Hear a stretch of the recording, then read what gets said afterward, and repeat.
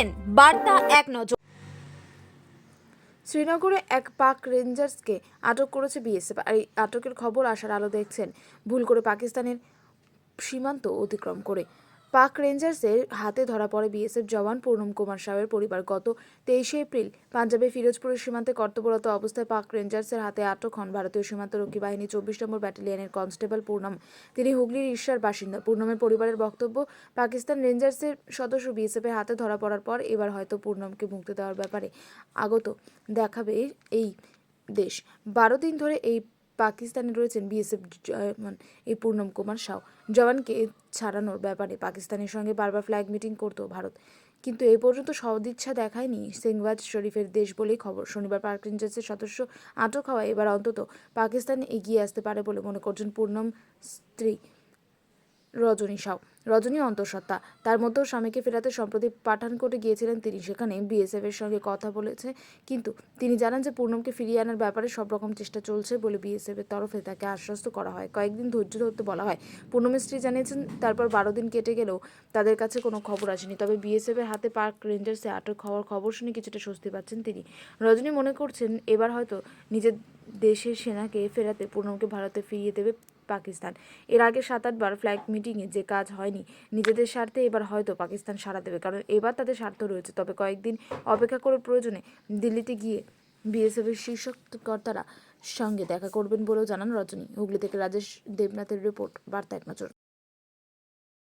কথা শুনে কিন্তু রাত 10টা অবধি ওরা মিটিং করেছে ওখানে সিও স্যার দীপিকা মণ্ডপে যতগুলো সিনিয়র স্যাররা আছে, আর স্যাররা কিন্তু অ্যাকসেপ্ট করছে কি উসসে ইসসে ওই কোনো মতলব নেই। লেকিন আমার মনে হচ্ছে দেখো, যদি এই জিনিসটা না হতো কেন ছাড়তো না ওরা?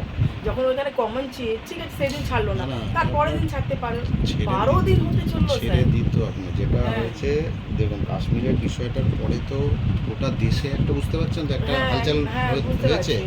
এবার একটা সাধারণ আম পাবলিকও কিন্তু এখন ভাবছে যে কি হবে, যুদ্ধ হবে কি হবে না।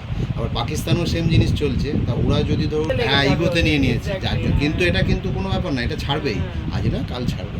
কিন্তু এটা সুবিধা হবে যেটা এইটাকে ধরলো এইটা পাওয়া গেছে। এটা হতে পারে ভুল से इतना दिन से जवान सर्विस कर रहे हैं, तुम मेरे तरफ चला जा, मैं हमको तो कुछ समझ में नहीं आ रहा क्या पॉलिटिशियन हो रहा है, क्या हो रहा है, कुछ समझ में नहीं आ रहा। एक जगह भी बात है इधर आ जाएगा, उसका भी बंदा आ जाएगा ना।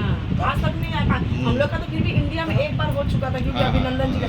पाकिस्तान में लेकिन ऐसा नहीं हुआ था सर, उसके साथ भी हो गया না। আপনার অভিনন্দন তো তবু আপনার ওখানে এয়ার স্ট্রাইক করতে গিয়ে তখন ও ভুলবশত ইয়ে হয়েছে, ওর একটা মেজার ছিল। কিন্তু আমার বল এটা হচ্ছে একটু ওই কিষান সাথে খেতি করছিল, সেটা ডিউটি ছিল। ও সেদিন ওর মাথাও কি হয়েছে ভগবান জানে। ও যতক্ষণ না আসছে আমি তো বুঝতে পারছি না। ফিরোজগঞ্জে কতদিন ছিল? ফিরোজপুর এই তো 5-6 দিন হয়েছিল গেছিল।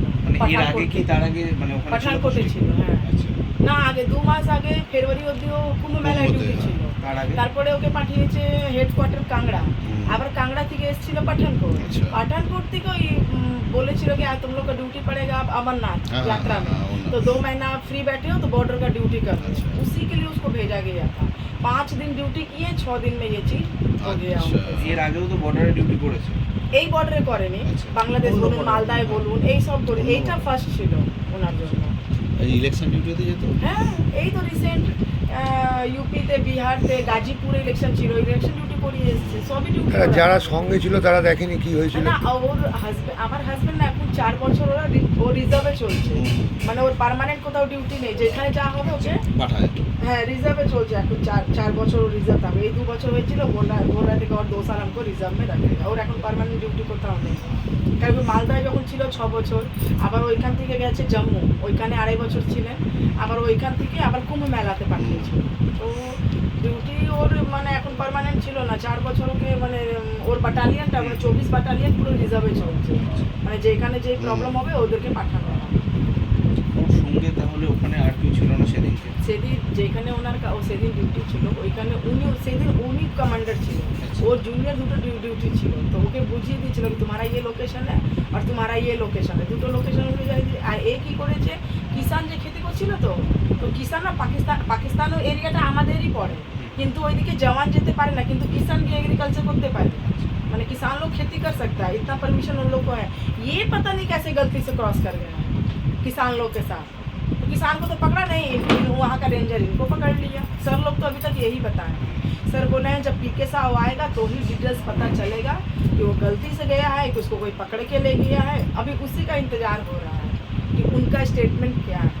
जूनियरগুলো কোথায় থেকে তাহলে যে জুনিয়র नहीं, वहाँ का जूनियर लोग बोला है कि सर तो किसान लोग के साथ ही खेत देख रहे थे कि शायद वो पेड़ के नीचे बैठ गया। वो पेड़ उन लोग के अंडर में आता है। ये बात सच है कि वो पेड़ के नीचे बैठे हैं, ये बात वहाँ पे भी बता रहे थे।